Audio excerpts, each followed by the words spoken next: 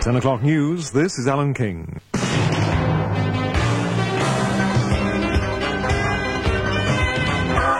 That's me with my French-sounding jingle, just to give you a little bit of the old show, huh? I am here till the 2 hour. 24 hours a day, Red Rose Radio. That means I'll do 'em here till... It's no good looking at me. I don't know what aspirated means either. Having lent an ear to your plea for Mojo's and blackjacks and fruit salad, and also taking into consideration that you abode in a part of the world that bears a resemblance to the Northwest Passage, I thought I'd better enlighten you to the continued existence of these memorable luxuries, all the way from our corner shop, for you to enjoy. Somebody sent me the lot. Mojo's blackjacks. The fruit salad, I am reliably informed, are on their way. Yeah, man can only hope. Anyway, thank you very much to Don Monaghan of Sweetie... Is it Sweetie Tender or Sweetie Fender? It might even be Sweetie Finder. However, it's at Ronald Avenue, Llandudno Junction, Gwynedd in North Wales. Look, yeah, would you be looking at that? The reason you've got them is Wales is so far behind the rest of the world, isn't it? For heaven's sake. We know these things up here. This is the civilized part of the world, you know. Well, I think it is. The kind of taxis I always order. You know, they never seem to arrive, do they? I hope the taxi that I sent today arrived. I've got a picture here. It looks like a close-up of somebody's arm. So close indeed that there's only the bottom left-hand part of the picture. I'm told, in fact, by Lee of Stacksteads in Baker that sent it in, that it is what can only be described as, well, a picture of Halley's, or Halley's comet. Please will you wish me a happy birthday on March the 25th, as I will be 16 and fully legal to take part in your phone-in. I must admit, when I became 16, there were other things that I was then legally entitled to do that pressed my mind, rather than taking part in a radio phone-in, but then people think of things in different ways. Please, please, please wish sexy Mark Latham of Carlton a very good luck with his O-levels, and say hi to Warner, Hedgehog, Roland Rat, Uncooked Chip, Crawford, Swanee, and Marham. That all comes from Gillian. We know not where, they say not, but presumably not very far from Carlton. Anyway, we don't care, do we? Where's it gone? Oh, there it is. Please say a big I'll do on Tuesday the 25th of March to me, Simon, and then to Nadine, Darren, Pear the Bear, Rupert, Greeny the fellow. You nearly got that one in, didn't you? Oggy the Dozy, something, and Jeff the Complete Pratt. We listen to your show every night, especially the phone-in. It's ace. Seeing as we missed you at Nelson Cone College on Wednesday, could you please send us 2 signed photographs of yourself, enclosed as an SAE? So says Simon Blamier. Mr. Blamier, they are on their way. I do like this tune. It's a spot of humour, isn't it? It's entertainingly pleasant. Well, it's supposed to be, anyway. Unfortunately, you don't appear to have left your name. The people that lent me, possibly gave me, I don't know which, but it certainly was very kind of you to bring it in.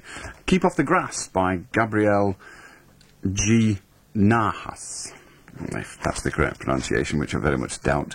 A serious look at the biological effects of marijuana usage. I have the book. Thank you very much indeed.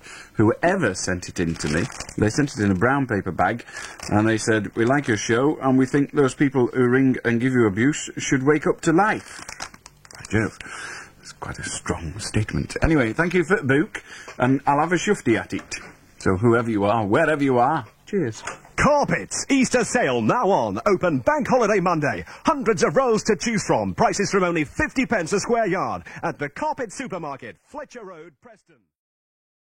And please could you read this letter out on Tuesday the 25th of March and say hello to myself, Stephen Donaldson, Andrew Barrow, David Beecham, or Beetham, Lee Woods, Chris Burns, Andrew Johnson, Maz, and anyone listening from Burscough Priory High School. Could you also say hello to the following teachers? This will be interesting. Mr. McCann, the Jumper Man, Mr. Robson, Mr. Geordie, Beaker, and Mrs. Virgo. Then on Wednesday night, I heard you reply to my first letter. Well, there you go. I don't even know who it's from. You didn't sign it, gobhead. Anyway, you reside in Doe Meadow. Or is it... Yes, I think it is Doe Meadow in Newborough. A letter from Grimsey. Hey, good old Grimsey. I'm writing this letter because I think it shows grand. Will you say how do to Chenery, Goofy, Kirkwood, Peter Wetter, Priest of the Puff, J.T., Cheggers, Furbank, Darren, David Teeth, Simon, Proctor, Dave, Callahan, and all that comes from Braz. And how do to Freddie, Teddy, Edward, and Poochie. My God, what is this I'm reading out? I'm reading out crap now from imbeciles. Love romantic garbage. There are people who at this moment are attempting to take part in the phone-in. You're a little previous. Wait another 10 minutes, at least. I will, of course, tell you when the lines are officially open, and all those people that are on at the moment will be cut off. So, why waste your money? Ring when we tell you the lines are open. Otherwise we'll play Billy Ocean records all night and frighten everybody. This one's called Loverboy. Heaven knows why. Wonder if you remember me. I wrote you several weeks ago claiming that chocolate digestive biscuits will not fit into the Red Rose Radio mug. Well, I have an amendment to make to that statement. It only fits when your coffee is full to the brim, but if you're like me, who drinks half or one's coffee before dunking, there is a simple solution. Break the digestive biscuits in half. That way, it fits. Unfortunately, the crumbly bits fall to the bottom of the coffee and make it taste horrible. Maybe McVitie's should make smaller digestive biscuits. Another fact. Did you know that from 11 till 12 onwards... On March the 24th, you said goodbye 4 times. What do you want 3 times? Don't go away for crying out loud twice. Cretin, get off also twice.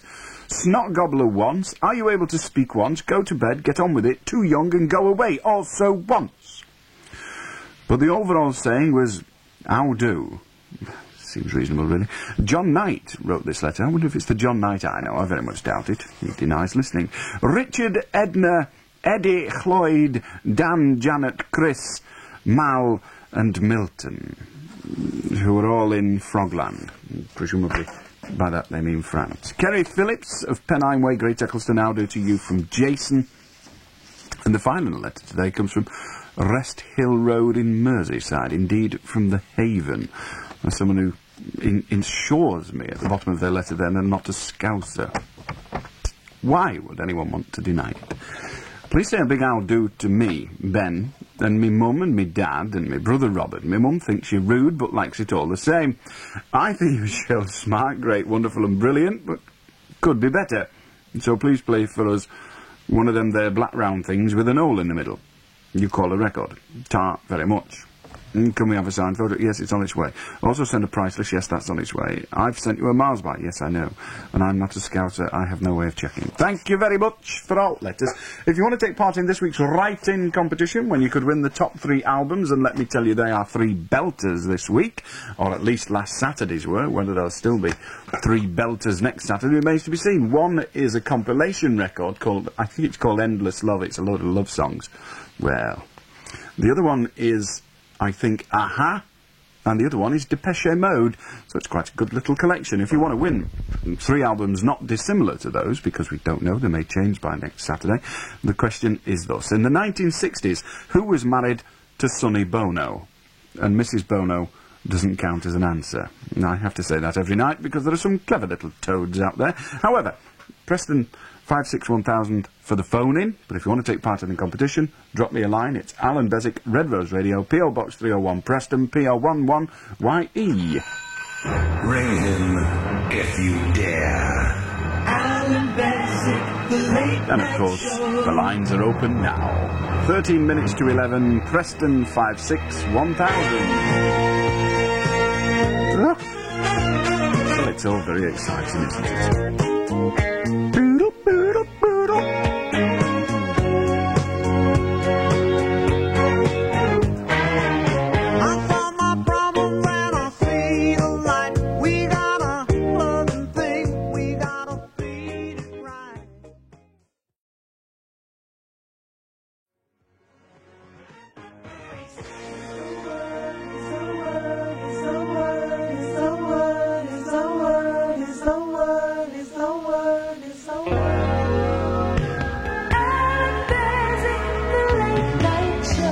The lines at 9.5 minutes to 11. If you wish to join us, you may. The lines are currently engaged. Will probably remain that way until 2 o'clock, but do keep trying. The number is Preston 561,000.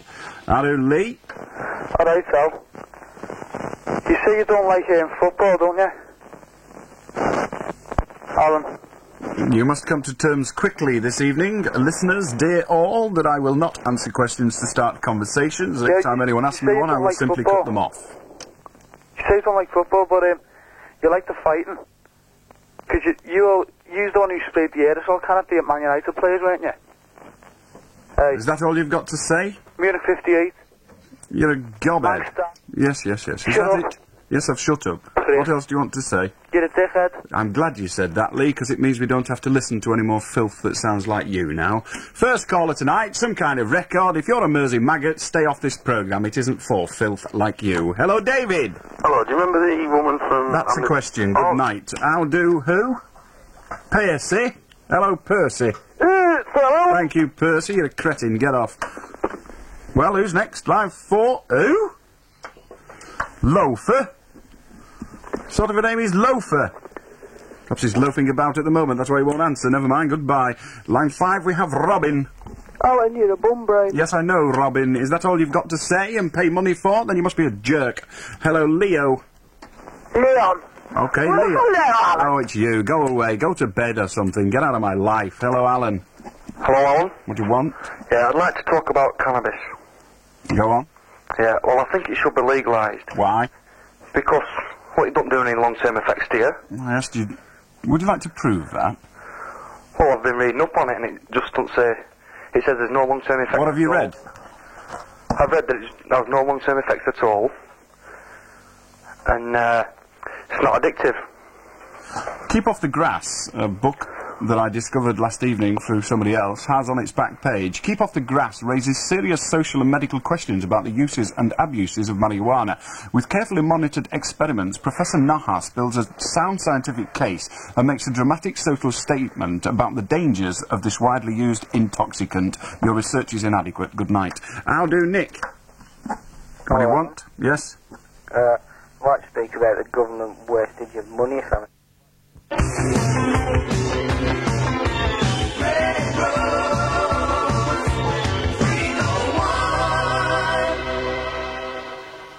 I bought my quilt from the Continental Bedding Company, and they had so many to choose from. Yes, Continental Bedding Company at 210 Church Street, Blackpool, and Preston Open Market. 12.5 Tog hollow fibre quilts made for us by one of Lancashire's leading manufacturers and sold with a no-quibble money-back guarantee. Bedding and textiles all at discount prices. Yes, it's worth a look at the Continental Bedding Company, walk-round store at 210 Church Street, Blackpool, and Preston Open Market. Continental Bedding. That's my choice. Would you like a van that's as easy and comfortable as a car to drive, yet as profitable as a van to run? Well, John Wilding has the answer with the all-new Toyota Light Ace van. It's smaller than its big brother, the High Ace, yet still has a cavernous 121 cubic feet load space inside with easy access through its wide opening side and rear doors. So, to view the new Light Ace, our latest addition to the Toyota commercial vehicle range, come along to John Wilding's, Banbury Garage, Westgate, Morecambe. John Wilding, John Wilding. All of me is in love with you. Just too hot, so much into.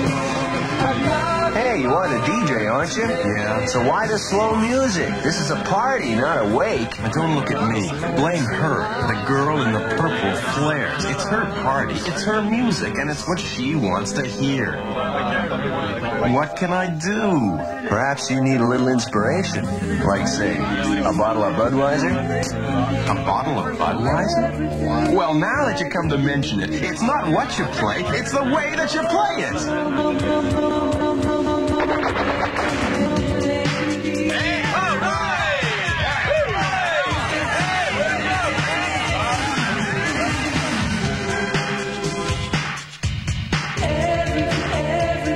Budweiser, matured over beechwood for a taste that's strong yet smooth.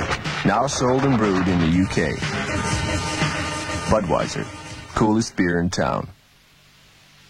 Hello, Mick. My friends call me a fart. How do, Barry? Hello, Alan. What do you want? I was listening to your programme. What do you want? About the DJ competition. Could I have some details, please? Yes, listen to the advert. You'll get all the details you want. How do, Andy? How do, Alan? I've got a bit of a problem I thought you might be able to give me a bit of a hand with. So we can see. I'm a panty slipper, Bez! Well, in that case, I suggest I can't help you. I don't wear panties. How do, Charles? Hello, Alan. Yes? I'd like to... Turn your radio off. Turn your radio off. Turn it off now. Well, you've wasted your time. How do, Neil? Does anybody know where the toilet's on? Probably not. How do to line 6, where resides somebody called who? Anthony. Hello, Alan. You're too young. Go to bed. We are not occupying children's minds on this programme. You ought to be asleep. Hello, Henderson. Are you going to speak to us? Yes. Good. Well, do so. Thank you very much. It seems the world is full of gobheads tonight. Hello, Hadrian. Hello. Hello. You've got a Scouse accent. Go away. I like your walls, but you talk a lot of, well, poetic, let us say. Hello, Eric. Hello, Alan. Hello? Well, I've nothing else to say if you haven't. Yeah, I'd just like to say that, I live in Southport at the moment. Well, we don't care where you live. The fact that you live in Southport intrigues me no end. I'm really, really, really interested. Either get on the phone, get on with the point, or get off the phone. Okay, I'd just like to say, at the end of the month... Well, I haven't got all day to wait while you start every statement with, I'd just like to say. You have 5 seconds to start your point. Merseyside County Council is being abolished. Yes, we're all aware of that. It hasn't come as a shock to our system. And I'd like to know, does Southport go back into Lancashire? Why don't you ask the council? Well, I thought being... Ask the council. It's a simple solution to your problem. Hello, Dave. Hello, the woman who was on from Amnesty International a few months ago. Well, I reckon she was lying. Lying? About the IRA. Lying? Would you like to be rather more specific? Well, she said that Amnesty International don't help people who, you know, cause violence. Yet she said that she was prepared to help a member of the IRA. She was prepared to help a member of the IRA who had not been prosecuted for violence. Yes. That was what she said. Yes, but surely if they're a member of IRA, they support violence. That may or may not be the case, but the issue is whether they've committed the crime, not whether they have, in fact, just decided that the crime was a good idea. Amnesty International does not assist people who are guilty of crimes of violence. However, those people may well be members of organisations that are guilty of crimes of violence. Let's face it, if at the moment you were an American, you would not be able to get helped by Amnesty International, because your government is currently bombing Libya. So I'm sorry, you're wrong. Good night. How do, Jeremy? Hello? It's concerning the news that was on tonight about President Gaddafi and Reagan. Now, I'd like to say I reckon it was quite a provocative thing of the Americans to do, to go into the so-called line of death. And it's something that the Americans reckon they've got world supremacy everywhere. They don't reckon they've got world supremacy everywhere? Well, they have enough evidence to know that they didn't have, couldn't have, and won't ever have world supremacy in, for example, Vietnam, Cambodia, where they got an almighty stuffing. Well, I know that. Thank God for that. Well, you may well thank God for that, Jeremy, but it still makes your statement inaccurate. Yeah. You agree that your statement was inaccurate? It was inaccurate. I'll retract it. Thank you. it means that they are sometimes provocative. All people are sometimes provocative, all nations, all individuals. Yeah. Well, I think, Basically what you're trying to say, Jeremy, is the Americans started it by crossing the line. well, I'm not saying that... Is there any justice for that line being in existence? I'm not saying the Libyans were right in setting down the line, But you did say that the Americans were provoking the situation by crossing that line. Could it not equally be said, and therefore in advance of the American action, the Libyans must be guilty, could it not equally be said that the Libyans were being provocative by creating the line in the first place? Yes. Well, it seems you want to But pick you on the don't- Americans, but not the Libyans. Come back after the news, don't go away. 11 o'clock news, this is Alan King. More than 100 Libyan seamen are believed to have died in the 2 days of attacks by American warships and planes. After yesterday's strikes against 2 gunboats and a missile battery, the United States went on the attack for a second time today. Their rockets dealt a further blow at the original missile base, apparently because the Libyans were trying to rebuild their radar. And the Americans acted on their warning that all approaching Libyan vessels would be treated as hostile. They sunk 3 further missile boats, each with an estimated crew of 25. There's no indication that the United States Sixth Fleet came under any new attack today, but the Americans insist they acted to defend themselves in international waters. The Libyans claim the waters are their territory, and on the floor of the House of Commons in London, Labour's Neil Kinnock criticised the American attacks as destabilising. But the Prime Minister made it quite clear that she was giving the United States her full support. The uncertainty over the future of Land Rover and Leyland trucks is now set to continue for several more weeks. Despite Land Rover management's plea for an early deal on their buyout plan, Industry Secretary Paul Channon says there'll be no decision until after Easter. But Mr. Channon is making it clear that the proposed takeover of Land Rover by the American General Motors is now a dead duck. He says it wouldn't have been in the national interest. What I was not prepared to do was to have a situation where management and strategic control of the company passed out of British hands straight away, and where they got the certainty of control of the company completely in a very short space of time. And I thought that was unacceptable. I don't blame General Motors, it's perfectly entitled to that view, but it just wasn't something we could compromise about. Labour Party leaders made it clear tonight that they do not intend to take any further action on the issue of Mrs Thatcher's personal share dealing. The opposition apparently accepts the Prime Minister's insistence that she's broken no rules. Earlier she described the accusations that she'd been dealing on the stock market while in office as scandalous, scurrilous and totally false. Drinkers are being warned to watch out for a brand of Italian wine which is being contaminated by a deadly chemical. Mike Rowbottom reports. The main fear is that the wine, bottled by Vincenzo Odore, has come into the country privately. Italian wine importers don't bring it in, but it's thought restaurateurs and wine bar owners may have been on holiday in Italy and brought some back for sale in their own outlets. The DHSS warns everyone not to drink the wine if they come across it because it's contaminated with methyl alcohol. The wine's already been associated with deaths and serious illness in Italy. Restaurateurs and grocers are also being asked to check their stocks. The name of that wine bottler, again, Vincenzo Odore. Britain's tourist industry is hoping for a bumper season following the announcement of the date of the royal wedding. The Archbishop of Canterbury will marry Prince Andrew and Sarah Ferguson in Westminster Abbey on Wednesday, July the 23rd. Ilva French of the London Tourist and Convention Bureau says the high summer date is just right for business. We've had a rather gloomy start to the season. The weather's been cold, and some people have been saying we're not going to get as many visitors as we did last year.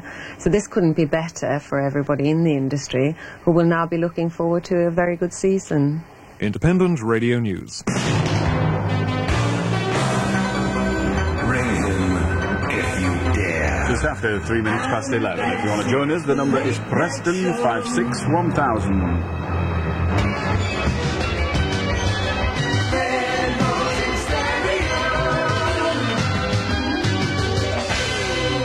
Now then, Jeremy. Well, I should like to say, I'd like to start using the analogy. You don't go up to a drunk who's threatening to fight, and you don't go and pick a fight with a drunk, do you know what I mean? Indeed, but is the suggestion you're making that Colonel Gaddafi, or President Gaddafi as he now likes to call himself, and accurately too, is actually a drunk? Well, insane, out of his mind in that sort of state. Would you suggest then, Jeremy, that if he then extended that boundary and said, well, I'm sorry, but you can't fly over the Mediterranean, I own it, you stop flying over the Mediterranean. This is it's down to the do you let him walk all over us? And this is a sort of. Well, he isn't doing anything to us at the moment, Jeremy. You seem to be suggesting that the Americans were provocative. I have then put you in the position of having to concede that the Libyans were also provocative by their actions. Yes. Now, what we have to consider is, if you like, chicken and egg. And neither of those actions are correct. Yeah. But there does come a time, would you agree? I, for one, wouldn't, but there should come a time, you would probably agree, when you have to respond to the unreasonable demands of another. You don't always respond with force. No, indeed. Force. But if you remember, the American... let us just see if we can't agree on a chronology of what happened. What happened was Gaddafi decided at some stage in the past that this line of death, as he calls it, would be created. And he said that anyone that flies over that airspace above the line of death will be attacked by my people. Yeah. The Americans then, for reasons known only to themselves, decided to fly into that airspace. They were shot at. Now what do you do then? The Americans today actually said that the Libyans had not retaliated or they'd not fired a shot today. We're not talking about today, Jeremy. We're talking about the initial incident. Now, would you like to concentrate on the chronology? Are you saying that the chronology, the sequence of events I've just described, is wrong? No. No, you agree that sequence of events? Yes. Right. Now, what should America do in the situation that they find themselves? Indeed, they are flying in what they believe to be international airspace and are shot at by missiles made in Russia, fired in Libya. The Americans, I'm not saying they should use military force. I am asking you what they should do, Jeremy, not what they shouldn't do. What they should do in that situation. Well, they could take a leaf out of the people. Just tell us what they could do. Let us not play all these games of take a leaf out and Chapter 5 and all that crap. Just tell me what they should do. It seems you don't know, Jeremy. Ring me back when you do know. Hello, Quinn. Thank you, Quinn. Hello, Dak. Hello, Alan. I just wanted to tell you that you're a fat and ugly... Yes, I know. Hello, John. Hello, Alan. I'm just phoning to say, don't mean... You've got the wrong accent. Go away. We're having none of you filth on tonight. Hello, Ash. Oh, Alan, I've been listening to your show for a few weeks. We're very pleased about that, Ash. We really are thankful. Will you tell me what you want, or will you get off? Oh, I've come to the conclusion that you're a fat... Thank you, Rupert. Hello? Are you going to speak, Rupert? Oh, yeah. Oh, yeah. Oh, good. Your voice is too high. Get off. Hello, Glenn. Hello, Alan. I've just left school. Love and all. And I'm fucking... We don't care what school... Take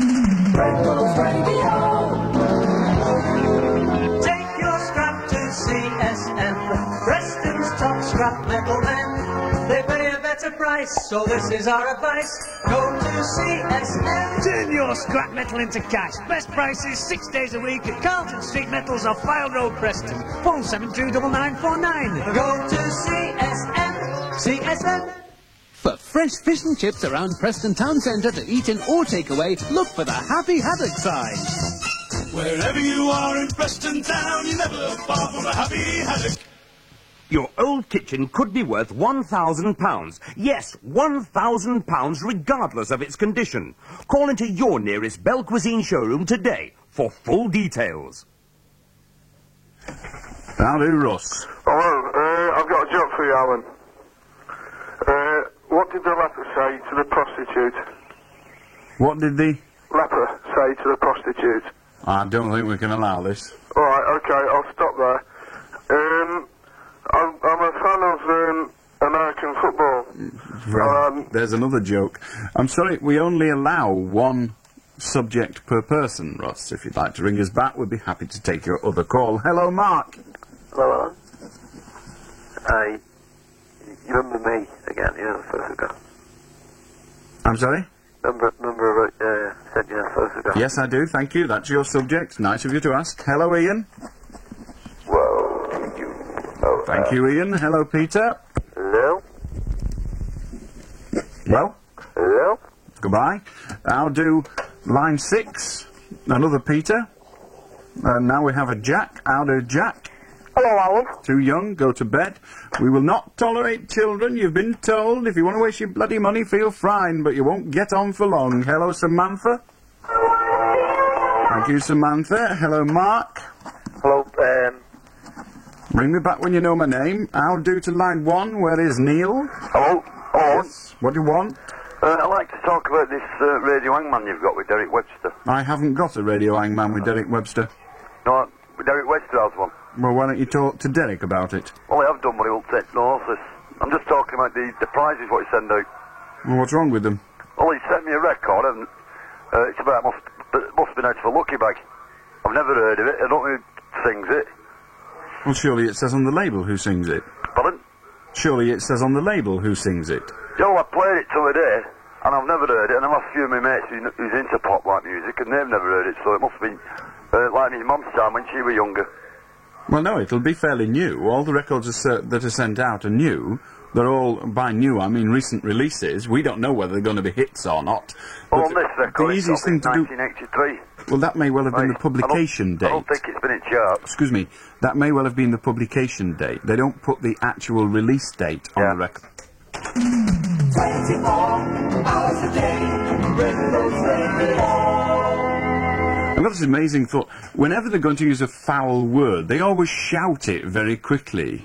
Now, if they wanted to sneak it in, I think they'd be better off whispering it. But then, people that talk like that, such as the vomit that was just on, are not really that bright, are they? Right, you lot out there on Red Rose Radio. My mate Jim Bowen is hosting Bullseye at the Guildhall on Friday the 11th of April. You can win a trip to Australia with Qantas, National Travel World and Red Rose Radio, so be there.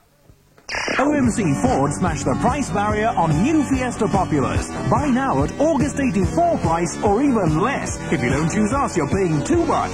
OMC Ford, Bolton Street, Chorley. Good morning. I'd like a pick, a shovel, and a treasure map. You know, X marks the spot, win £5,000, that sort of thing. Yes, of course. Anything else? Yes, a packet of delicious sun-made California raisins, please. There seems to be a packet of sun-made California raisins attached to your map, sir.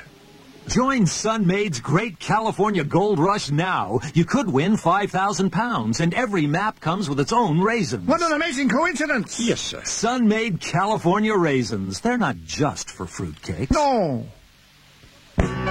There's fun for everyone Good Friday and Easter Saturday at St George's Shopping Centre, Preston. We're open this Good Friday for the first time ever, and we're celebrating with a Super Kiddies Clown on Friday morning. On Easter Saturday, we've exciting fashion shows, and with parking for 450 cars, you can drive to the fun at St George's Centre, Preston. So come on down, down, down, down to St George's Centre.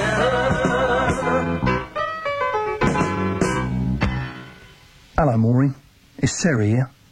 Didn't expect to hear me on the radio, did you? Listen, love, I'm sorry I got a bit ratty this morning, but you know I don't like you smoking in front of Danny. He's only 2, and he's coughing like an old man. The thing is, I read in the paper that some kids can get bronchitis by breathing in their parents' cigarette smoke. You smoke 20 a day, and you're with Danny all day. I'm not having a go, love, but don't you think you ought to try not to smoke when Danny's in the room? If you smoke, spare a thought for those who don't. Breathing other people's cigarette smoke isn't just unpleasant. It can lead to bronchitis, pneumonia, even lung cancer. Please, don't force smoking down other people's throats. How do, Peter? Hello, Alan. I'm just wondering if you can help me. I've got a bit of woman trouble. Can you help me at all? Give me advice what to do. Not unless I find out what the trouble is, and I have my doubts that this is a sensible call, but proceed. Well, every time I get a girlfriend, I only go out with them for about a month, or 2 months, and then they just pack me in. Try cleaning your teeth more often. How do, Jason? Hello, Alan. Yeah, I've got the answer to your 99 call. Right? Well, we actually said last evening that we've had all the calls we're going to take on that subject. You obviously weren't paying attention or listening. Perhaps you were doing your search at the time. So, how do Stuart? How do I? Are you alright? I'm very well. Not well, any of your business, but go on. Something on the news which really bugs me. It's about this royal wedding job. The woman on the news on about it'll boost the tourist crack up, you know, like the only thing it'll do is start ripping people off by bumping all the prices up, this and the other, ice creams, everything. But you know, can you see any sense in that? If you're selling the ice creams, or you know, as you call them, then yes, I can see an awful lot of sense in it. I've no objection whatsoever to people ripping off tourists. I don't mind ripping off Germans, like, you know, something like that. Well, why just pick on the Germans? Why not rip off the Yanks as well? The truth is that it is a tourist place, Great Britain. I've mentioned this many times, that tourism is our second largest export, and if we can enhance our tourism whilst making two young people marginally warm towards each other, then it's a good idea, isn't it? Yeah, are you suggesting we ban foreigners for the duration of the royal wedding? No, but I mean... Are you suggesting that they shouldn't get married? They should live over the proverbial royal brush? No, I mean, it takes well, what then, for crying out loud? I mean, it takes like a royal wedding to start ripping people off. I mean, you know, I don't think it's right. Listen, those who have a penchant for ripping people off will do so anyway. They'll just have more to rip off. I suppose you're right. There's no doubt about it, Stuart. It's one of those, like... You know, the reality, like if you drop a sandwich, it will always land butter side down. I, like Sod's Law, I'm always there. Hello, Matthew. Hello, Alan. I think it should be banned that cousins can get married. I don't think they should be allowed to. Well, certain cousins can't. They can? First cousins can't, can they? Well, first cousins. Quite. No. So when I said certain cousins can't, I was right and you were wrong. Goodbye. Get your facts straight and ring me back. Jan, how do? Hello, Alan. I've heard you say on numerous occasions that you would never be forced under any circumstances to take up arms against anybody. Is that correct? That is so.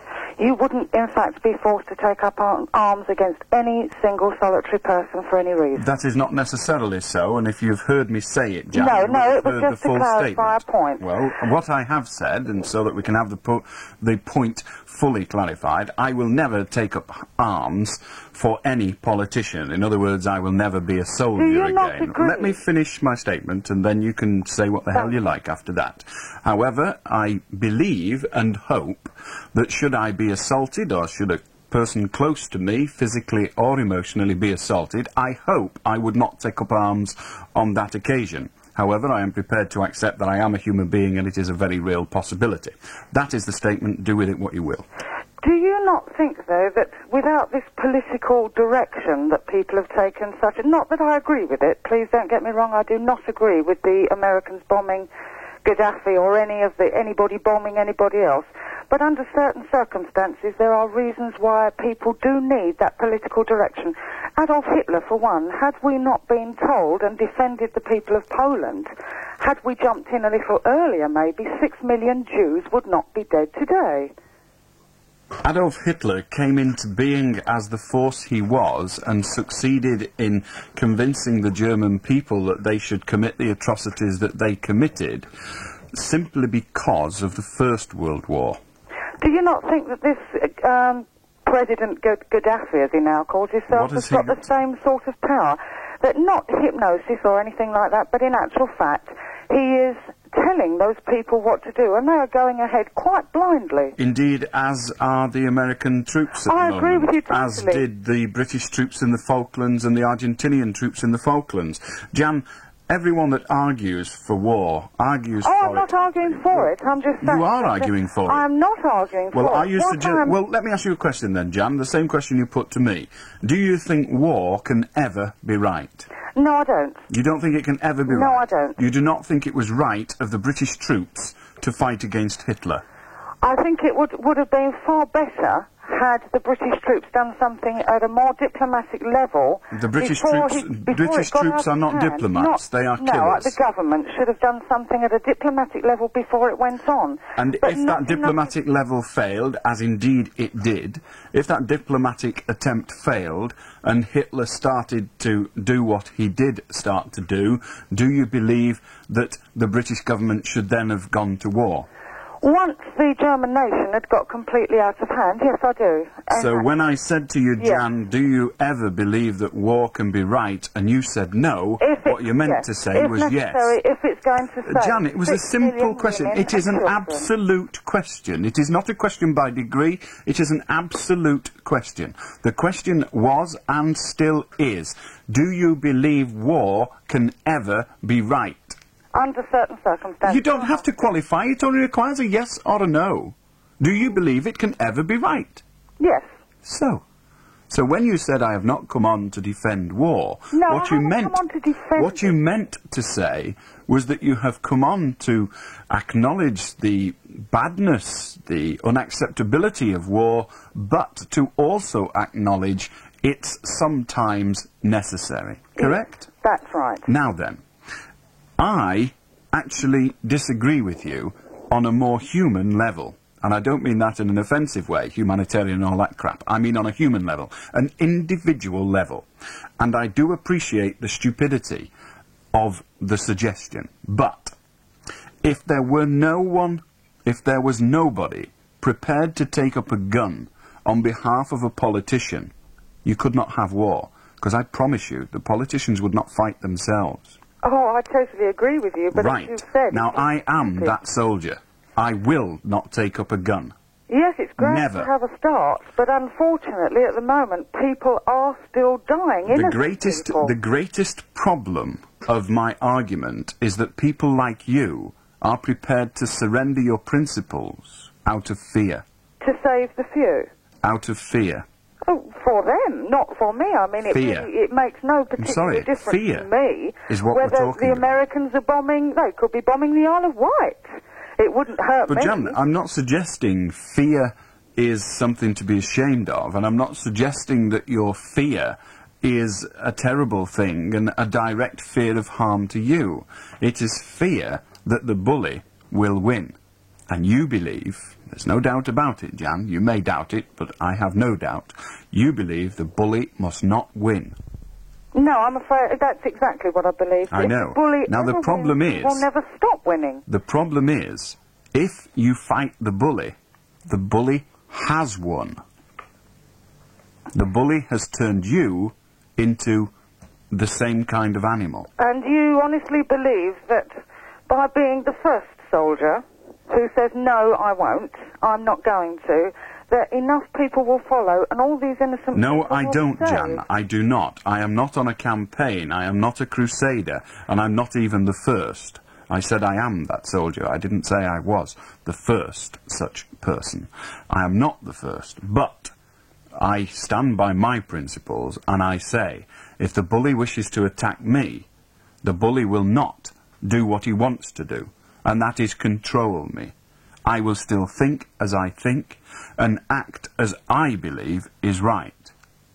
Now you, Jan, now do listen to what I'm saying, because you may be offended. You would allow the bully to control you. Now the one thing the bully wants to do is to control you. Now he would come to you, and you don't believe in war, you think war is wrong, you think violence is wrong, you've already told us that, and yet you would be prepared to sink that very important principle to you because the bully wants you to. Strangely enough, I probably would not do very much to defend myself, but I will probably do something to defend others. Rather than, in fact, a member of my family always But do says you I still- fight better for other people. But do you still concede, Jan, that if you use violence against the bully has made that decision, not you? Yes, in a way, So you're you- joining him. So you have lost control and the bully has gained control of you. But I would always think it better to defend somebody who was maybe a little less able to defend themselves than I was able to defend myself. That is always the cop-out.